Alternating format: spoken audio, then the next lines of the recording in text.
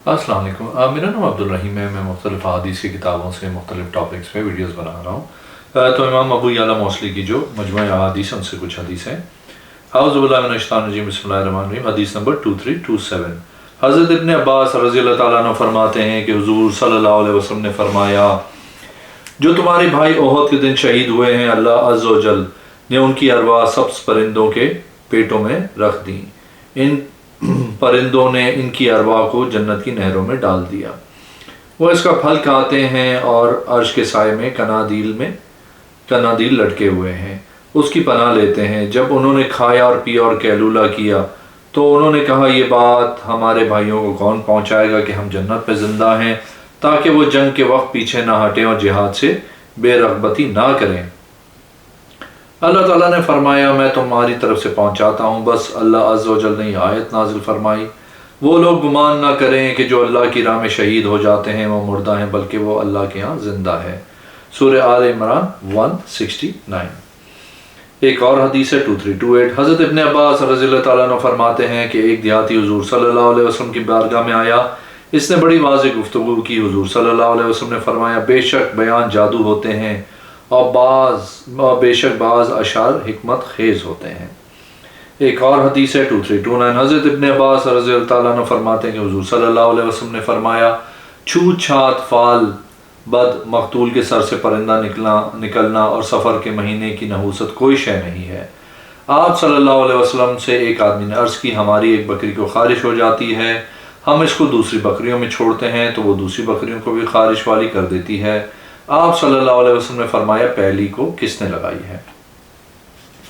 ایک اور حدیث ہے 2330۔ حضرت ابن عباس رضی اللہ تعالیٰ عنہ حضور صلی اللہ علیہ وسلم سے روایت کرتے ہیں کہ حضرت سودا بنت زمعہ کی بکری مر گئی۔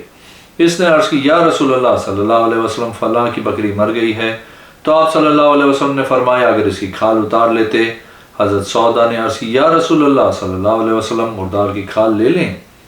حضور صلی اللہ علیہ وسلم نے فرمایا، اللہ کا ارشاد ہے، اے حبیب فرمائیے کہ میں نہیں پاتا اس کتاب میں جو وحی کی گئی ہو میری طرف سے کوئی چیز حرام کھانے والے پر جو کھاتا ہے اسے۔ سورہ انعام 145۔ فرمایا، کوئی حرج نہیں کہ تم اس کو دباغت دو، اس سے نفع اٹھاؤ۔ حضرت سودا رضی اللہ تعالیٰ عنہ فرماتی ہیں، میں نے اس مردار کی طرف کسی کو بھیجا، میں نے اس کی کھال اتاری اور میں نے اس کا مشکیزہ بنا لیا۔ ایک اور حدیث ہے 2331۔ حضرت ابن عباس رضی اللہ تعالیٰ عنہ فرماتے ہیں کہ میری خالہ ام حفید بنت حارث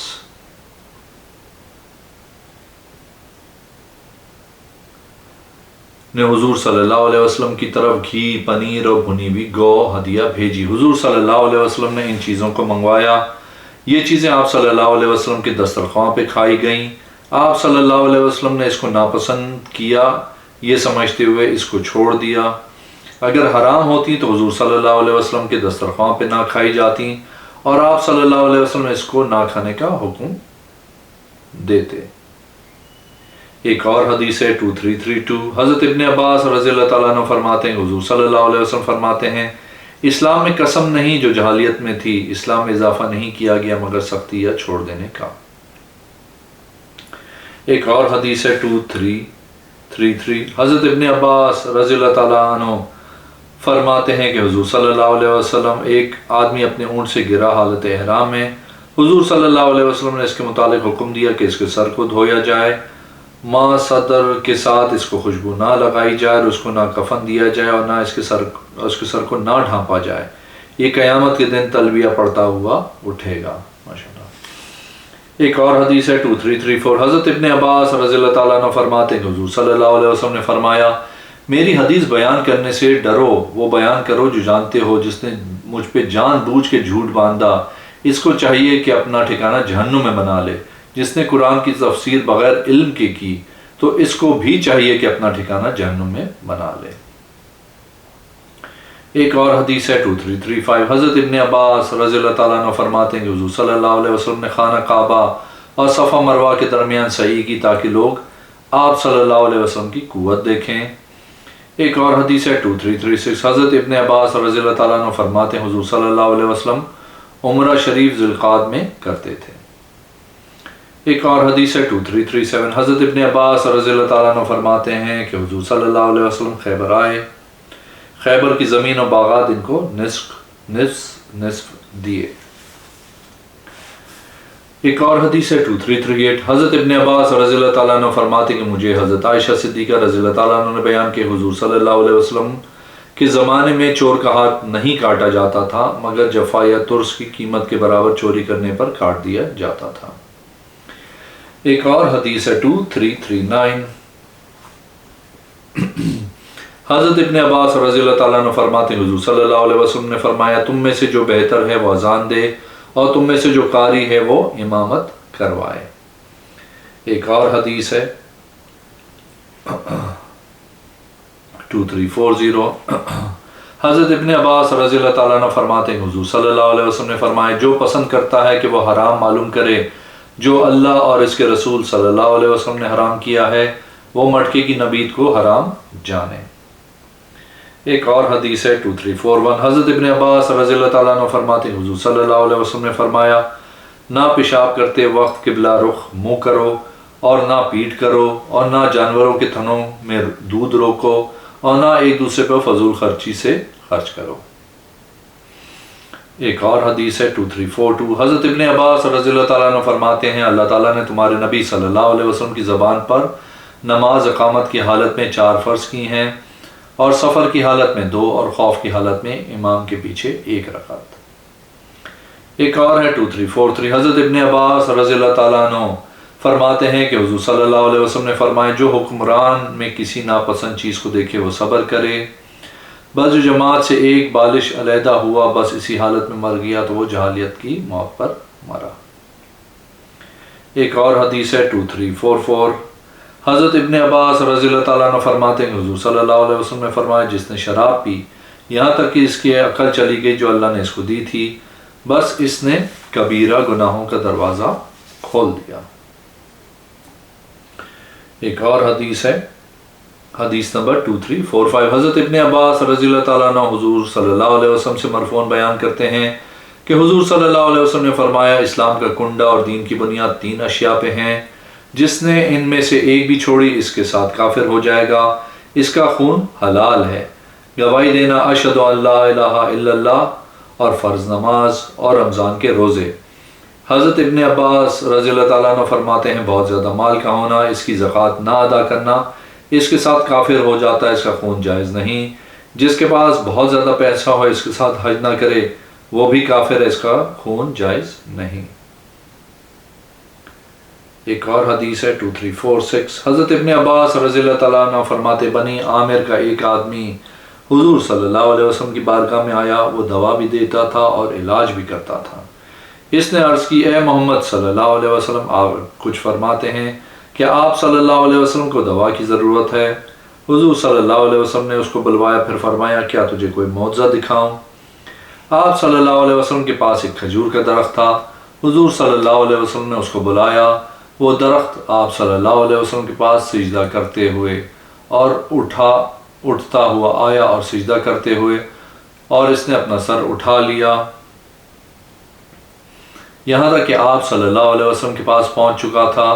وہ آپ صلی اللہ علیہ وسلم کے ساتھ کھڑا ہو گیا، پھر اس درخت کو حضور صلی اللہ علیہ وسلم نے حکم دیا کہ اپنی جگہ چلا جا، وہ واپس اپنی جگہ چلا گیا۔ اس نے عرض کی اللہ کی قسم میں آپ صلی اللہ علیہ وسلم کو کوئی شے کے ساتھ نہیں جھٹلاؤں گا۔ اس نے اس کے بعد ہمیشہ کہا، پھر فرمایا اے عامر بن سعصع بے شک اللہ کی قسم میں اس کے بعد ہمیشہ آپ کو کسی شے سے نہیں جھٹلاؤں گا۔ امام ابو یعلا فرماتے ہیں ازق سے مراد کھجور کا درخت ہے۔ ایک اور حدیث ہے حدیث نمبر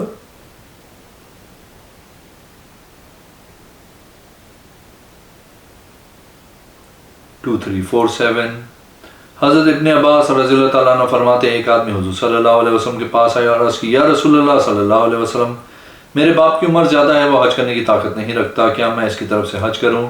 حضور صلی اللہ علیہ وسلم نے فرمایا جی ہاں، اس نے اپنے باپ کی طرف سے حج کیا۔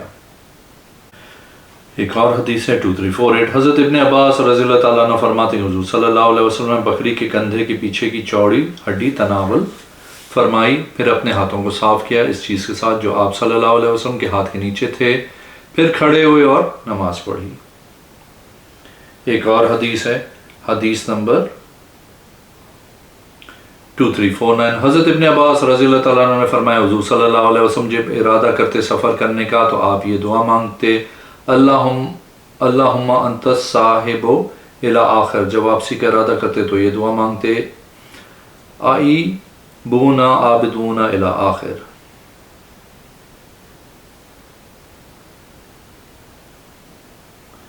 ایک اور حدیث ہے 2350۔ حضرت ابن عباس رضی اللہ تعالیٰ عنہ فرماتے ہیں حضور صلی اللہ علیہ وسلم نے فرمایا ضرور ایک قوم قرآن پڑھے گی، میری امت سے وہ اسلام سے اس طرح نکل جائیں گے جس طرح تیر کمان سے نکل جاتا ہے۔ ایک اور حدیث ہے 2351۔ حضرت ابن عباس رضی اللہ تعالیٰ عنہ فرماتے ہیں حضور صلی اللہ علیہ وسلم نے فرمایا رمضان سے پہلے روزہ نہ رکھو، چاند دیکھ کے روزہ رکھو اور چاند دیکھ کے عید کرو، اگر آسمان غبار آلودہ ہو تو 30 دن مکمل کرو۔ ایک اور حدیث ہے 2352۔ حضرت ابن عباس رضی اللہ تعالیٰ عنہ فرماتے ہیں حضور صلی اللہ علیہ وسلم نے فرمایا نہ پیشاب کرتے وقت قبلے کی طرف منہ کرو اور نہ جانوروں کے تھنوں میں دودھ روکو، نہ ایک دوسرے پہ فضول خرچی سے خرچ کرو۔ ایک اور حدیث ہے 2353۔ حضرت ابن عباس رضی اللہ تعالیٰ عنہ فرماتے ہیں حضور صلی اللہ علیہ وسلم کھجور کے پتوں کی بنی ہوئی دھاری دار چٹائی پہ نماز پڑھتے تھے۔ ایک اور حدیث ہے 2354۔ حضرت ابن عباس رضی اللہ تعالیٰ عنہ فرماتے ہیں جب یہ سورت تبت یدا ابی لہب نازل ہوئی تو ابو لہب کی بیوی حضور صلی اللہ علیہ وسلم کے پاس آئی، حضرت ابو بکر صدیق رضی اللہ تعالیٰ عنہ آپ صلی اللہ علیہ وسلم کے ساتھ تھے، عرض کی یا رسول اللہ صلی اللہ علیہ وسلم یہ عورت بڑی بری ہے، مجھے خوف ہے کہ آپ صلی اللہ علیہ وسلم کو تکلیف نہ دے۔ آپ صلی اللہ علیہ وسلم کھڑے ہوئے اور آپ صلی اللہ علیہ وسلم نے فرمایا بے شک یہ مجھے نہیں دیکھ سکے گی۔ اس عورت نے کہا اے ابو بکر آپ کے ساتھ میری مذمت بیان کی ہے۔ آپ رضی اللہ تعالیٰ عنہ نے فرمایا نہیں وہ شعر نہیں کہتے۔ اس نے کہا آپ میرے نزدیک سچ بولنے والے ہیں، وہ چلی گئی۔ میں نے عرض کی یا رسول اللہ صلی اللہ علیہ وسلم آپ صلی اللہ علیہ وسلم کو اس نے کیوں نہیں دیکھا؟ آپ صلی اللہ علیہ وسلم نے فرمایا فرشتہ نے مسلسل مجھے اپنے پیروں کے ساتھ پردہ کیے رکھا تھا۔ ایک اور حدیث ہے 2355۔ حضرت ابن عباس رضی اللہ تعالیٰ عنہ فرماتے ہیں حضور صلی اللہ علیہ وسلم نے فرمایا ہر وہ قسم جو زمانہ جاہلیت میں اٹھائی گئی وہ اس پر ہوگی جو قسم اٹھائی گئی تھی، ہر قسم جو اسلام کی حالت میں اٹھائی گئی وہ اس پہ ہے جس پر قسم اٹھائی گئی تھی۔ ایک اور حدیث ہے 2356۔ حضرت ابن عباس رضی اللہ تعالیٰ عنہ فرماتے ہیں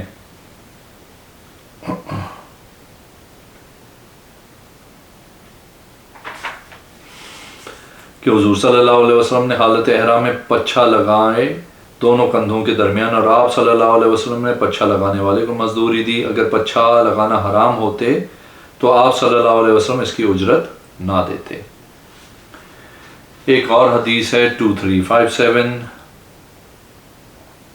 حضرت ابن عباس رضی اللہ تعالیٰ عنہ فرماتے حضور صلی اللہ علیہ وسلم نے فرمایا اچھا خواب نبوت سے 46واں حصہ ہے 46۔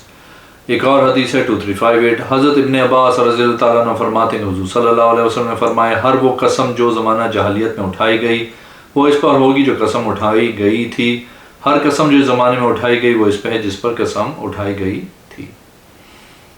ایک اور حدیث ہے 2359۔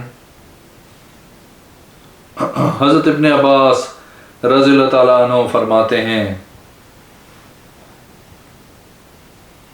کہ بنی اسد کا وفد حضور صلی اللہ علیہ وسلم کے پاس گفتگو کرنے کے لیے آیا، انہوں نے خطاب کے لیے آپ کو علیحدہ کیا، انہوں نے عرض کی یا رسول اللہ صلی اللہ علیہ وسلم آپ نے تمام قبیلہ مدر والوں نے لڑائی کی، ہم آپ سے نہیں لڑے، ہم ان کی تعداد میں کم بھی نہ تھے اور نہ ہماری شوقت ان سے کم تھی، ہم صلہ رحمی کرنے والے ہیں۔ حضور صلی اللہ علیہ وسلم نے فرمایا حضرت ابو بکر عمر کو جب ان کا کلام سنا کیا یہ لوگ ایسے ہی گفتگو کرتے ہیں؟ انہوں نے عرض کی یا رسول اللہ صلی اللہ علیہ وسلم ان کی سمجھ کم ہے، بے شک شیطان ان کی زبان بولتا ہے۔ اگر آپ نے میرے چینل کو اب تک سبسکرائب نہیں کیا تو پلیز کیجیے، اس ویڈیو کو لائک کیجیے۔ اگلے میں انشاءاللہ حاضر ہوں گا۔ اللہ حافظ۔